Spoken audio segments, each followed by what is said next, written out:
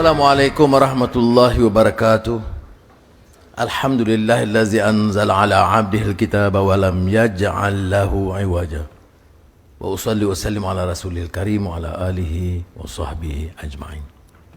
Saudara Dr. Muhammad, Mana Ketua Menteri, Saudara Zamri, Menteri Pendidikan Tinggi, Sahabat Samaha, sahabat saya, Tuan Salim, semua ramai tamu-tamu KSU, KPP, semua ada, SAS, rakan-rakan yang saya muliakan. Alhamdulillah kita dapat bersama-sama dan ikhtiar mengadakan persidangan mengenai zakat ini bagi saya penting. Zakat institusi unggul dalam membina kekuatan ekonomi yang juga memikirkan soal kesenjangan dan kemiskinan. Kalau sesatunya peperangan awal zaman Khulafaur Rasyidin mempertahankan institusi zakat itu di bawah Abu Bakar Siddiq radhiyallahu anhu. Dalam kupasan almarhum Syekh Yusuf Al-Qaradawi bahawa Islam itu tegak atas prinsip keimanan yang dikaitkan dengan salah, diperkukuh dalam jamaahnya, masyarakatnya dengan institusi zakat. Sebab itu kalau ikut kupasan Qaradawi, kali pertama dalam sejarah umat manusia peperangan pernah diistiharkan terhadap kalangan yang engkar menegakkan satu institusi zakat kerana kaitannya dengan pembelaan nasib rakyat miskin.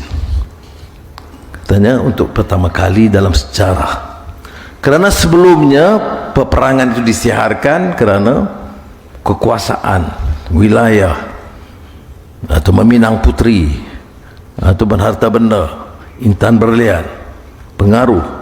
Tapi peperangan harb alal faqr itu berlaku manakala institusi yang unggul membina kekuatan umat itu terongkai. Kita harus bertanya, kalau siapa yang biasa dengan fiqh zakah, di antara kaya penting dalam memahami zakat yang dikupas oleh Syekh Yusuf Al-Qaradawi, dia tidak harus dilihat sebagai institusi biasa. Sebab itu kejam sekali bagi orang yang mengurus zakat dan cuai dan khianat, kerana institusi ini terlalu penting dalam membina kekuatan umat. Bayangkan peperangan diistiharkan bagi orang yang mungkin mengaku dia salat, dia beriman, tapi enggan membayar zakat bagi sistem, kerana akan melemah, longlaikan sistem zakat ini. Zakat ini bukan saja soal pendapatan negara, tetapi institusi yang dikaitkan dengan kemiskinan. Sebab itu kalau tanya saya dalam bicara soal zakat di negeri-negeri ini, walaupun di bidang kuasa negeri, saya tidak boleh terima kenyataan negeri yang boleh kumpul dana zakat yang besar tetapi masih ada kelompok miskin tegar. Ya. Saya ambil alih tahun lalu, lebih setahun yang lalu, di wilayah persekutuan, saya arahkan, bagilah teori apa, penjelasan apapun, selagi ada rakyat di Kuala Lumpur masuk kategori miskin tegar, selain daripada langkah-langkah lain daripada kerajaan, saya nak zakat itu dimanfaatkan sepenuhnya. Tunggak zakat ini dalam sistem Islam itu terokai kalau tidak dapat dipertahankan. Sebab itu kita kenal dengan Khalifah Umar Abdul Aziz yang disebut Umar Al-Thani, itu kerana ya zuhudnya, waraknya, tetapi kerana tata kelolanya. Sebab itu bila orang meremehkan isu tata kelola dalam negara ini, terutama kalau orang yang dikaitkan dengan Islam, berserban atau tidak, saya tidak peduli. Bagaimana boleh remehkan soal tata kelola? Zakat itu tegak kerana tata kelola yang baik. Umar Abdul Aziz itu mampu mengendali, mengurus ekonomi wilayah Islam yang besar, bukan di sekitar Jazirah Arab, Mesir, Syria, sampai ke Azerbaijan. Itu kerana tata kelolanya yang par excellence.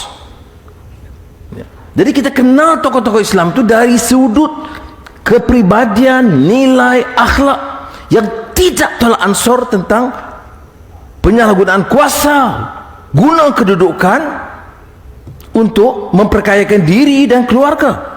Saya aneh kalau saya pikirkan bahawa bagi kita ini tidak begitu penting. Ya. Negara kaya sebagaimanapun, kutipan zakat puluhan bilion ringgit sekalipun tidak mungkin berhasil menyelenggara dan menyelesaikan sebagian besar masalah kalau tidak diurus dengan baik. Pengurusan baik itu disebut tata kelola yang baik. Sebab itu ada kaitannya. Institusi zakat itu harus diurus dengan baik. Maknanya prinsip tata kelola. Setiap sen yang digunakan, wang yang dikutip atas nama zakat, itu mesti dipertanggungjawabkan. Dan seperti mana yang saya tegaskan tadi, apapun alasan untuk latihan, untuk pelaburan, untuk daya cipta dan peralihan teknologi dan transformasi digital yang semua perlu dikenalikan dalam negara madani ini, dia mesti, kalau zakat ini, selesaikan masalah basic kemiskinan tegar di kalangan rakyat kita. Jadi saya anggap persidangan ini selain daripada bicara soal-soal lain, mesti kembali kepada pangkal, pokok pangkalnya. Zakat mesti diuruskan cara yang terbaik mungkin, itqan fil amal, par excellence, dan keutamaannya mesti selesaikan masalah basic di kalangan orang yang tidak punya keupayaan dan bersaing. Ini ada kaitan juga bila dalam perdebatan orang kata tentang, kan perbahasan tentang meritokrasi. Ya, kita pilih, kita bantu yang terbaik, anak-anak yang cemerlang, dan ada perdebatan. Kita pilih, tetapi dia lupa. Dan saya ingat Michael Sandel, profesor terkenal Harvard, yang bicara tentang tyranny, kezaliman meritokrasi. Kerana meritokrasi itu, yang mana yang paling cemerlang, itu dipilih, dan umumnya 99.9% dari sekolah terbaik, dari keluarga yang pendidikan tinggi dan kedudukan terbaik, latihan terbaik. Jadi kesenjangan itu berterusan. Digital transformation itu kalau tidak dipastikan diperoleh oleh golongan peringkat yang miskin dan pendapatan rendah, dia akan menyebabkan kesenjangan lebih melebar. Kesenjangan yang terus melebar di bawah pengawasan kita tidak berarti kita mampu menegakkan keadilan. Menegakkan keadilan itu berarti mengurangkan kesenjangan, bukan melebarkan terus. Dan maknanya kalaupun institusi zakat memikirkan selain daripada membasmi atau menoktahkan kemiskinan tegar, memastikan golongan yang di peringkat rendah ini, miskin, itu diberikan kemudahan, termasuk dalam bersaing dalam masa yang mencabar dan memerlukan kecanggihan melalui teknologi maklumat dan lain-lain. Sebab itu saya kata yang Profesor Sandel's argument in this tyranny of meritocracy itu mengungkit hal kesenjangan kerana tidak ada apa yang beliau sebut sebagai a conscious effort, ya, satu tindakan yang jelas melalui tata kelola yang baik dan yang prihatin terhadap nasib orang yang tidak mampu bersaing. Ya. Kita dalam sistem pendidikan kita pun begitu kan. Anak-anak cemerlang di sekolah terbaik, dan tentunya dari sekolah yang terbaik. Saya nasib baik karena pergi ke Koalisi Melayu. Kalau masa itu belum ada sekolah-sekolah asrama penuh yang lain terkenal. Tetapi tidak boleh diukur dari segi itu, kerana ada anak-anak dan rakan-rakan saya mungkin lebih pintar, tapi kekal di corot ukun. Jadi mana mampu bersaing, ya. Sekolah menengah di Menek Urai dan sekolah menengah di Kapit nak bersaing dengan sekolah Koalisi Melayu atau Chungling High School, tak mungkin. Sebab itu langkah-langkah dalam perancangan kerangka pemikiran pengurusan zakat itu harus memikirkan semua ini. Bagaimana dengan dana zakat selain daripada usaha lain daripada kerajaan itu boleh mengurangkan kesenjangan yang berlaku. Itu saya lihat kerana zakat itu terlalu penting. Bayangkan di zaman Omar Abdul Aziz yang sebut tadi, ya, dari Jazirah Arab sehingga ke Azerbaijan, dia perintah 2 tahun 3 bulan. Sebab tu orang kata, ni nampak kejar sangat ni dengan umur yang agak lewat sekitar dekat ya, dengan Datuk Wan Salim. Mengapa kejar sangat? Saya kata sebab saya rasa malu, sebab Omar Abdul Aziz itu perintahnya 2 tahun 3 bulan. Masalah kemiskinan Tegar selesai. Itu zakat itu diperkasa dan begitu baik. Inventory negara itu disusun hari pertama diperintah. Jumpa Mamak Bendahara, dia kata apa yang tuanku perlukan silakan ya Khalif Amirul Mukminin. Dia kata bukan saya punya, ni negara punya. Itu kali pertama disebut inventory, berapa emas, berapa simpanan gandum, berapa berlian yang ada dalam simpanan inventory itu.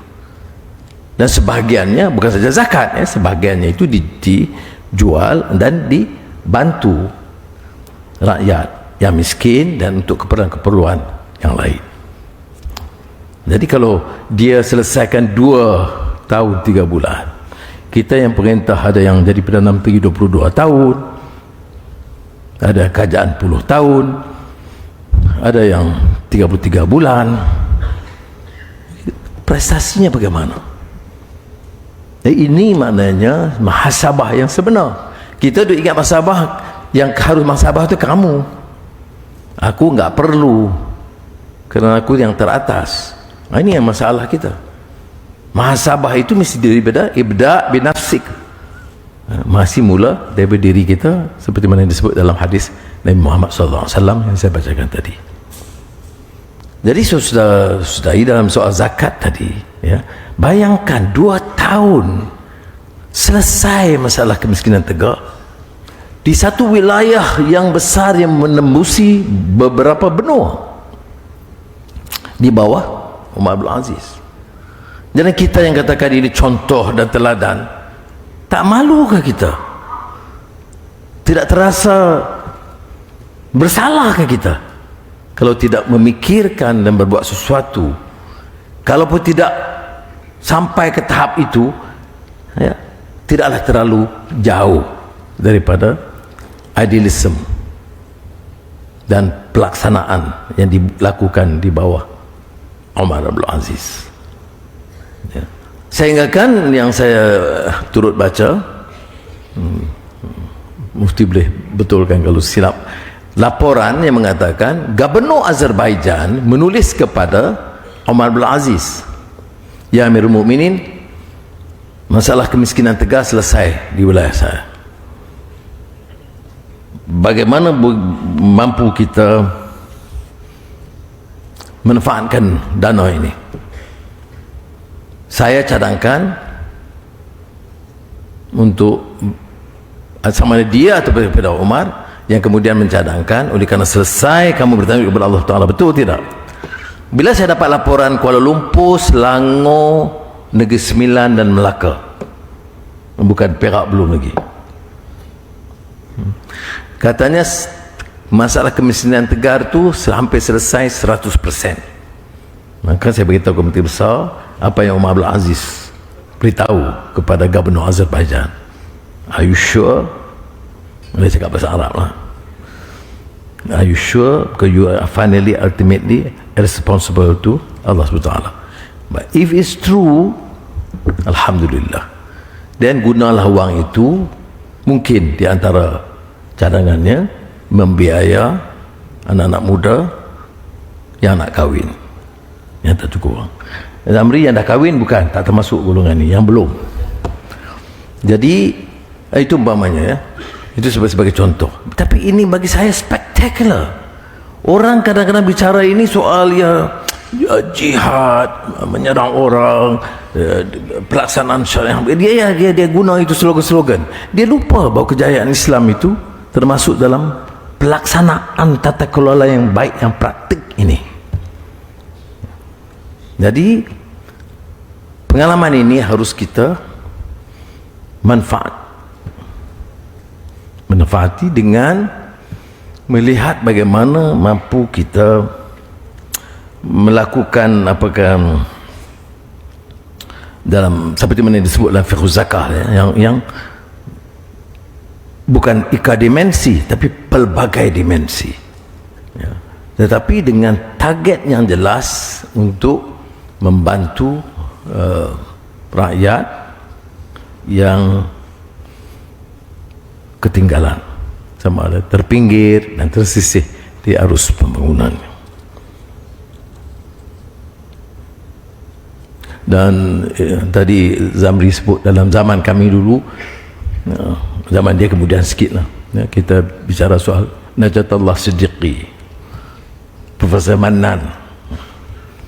Profesor Mannan tu ada jadi menteri, saya tak tahu dia tak ingat lagi. Dia pernah menekankan bahawa zakat ini betul, it's an economic agenda, it is a social agenda, tetapi lebih utama daripada economic dan social agenda, it is an Islamic, religious, spiritual agenda. Jadi tuntutan itu begitu diutamakan di dalam kupasan Mannan. Jadi pakar-pakar yang ada di sini, saya hanya bagi matan saja, syarahnya sudah lebih arif, tapi dekat dengan hati nurani dan jiwa saya. Harus sesuatu penambahbaikan yang harus dilakukan segera, kerana soal negara yang makmur dan maju, tapi kemiskinan tegar itu masih ada, dan ada beberapa target. Sebab tu saya kata, bila saya ambil alih jawatan, pengumuman pertama saya noktahkan kemiskinan tegar, ya. Dan setakat ini yang saya kata yang berhasil 100% Melaka, Negeri Sembilan, Kuala Lumpur, Selangor. Saya belum dapat laporan terperinci dari Pulau Pinang. Sepatutnya selesai, sebab Pulau Pinang jumlah kemiskinan tegar itu jauh lebih kecil. Jadi TKM dalam tempoh seminggu harus beri laporan selesai atau tidak.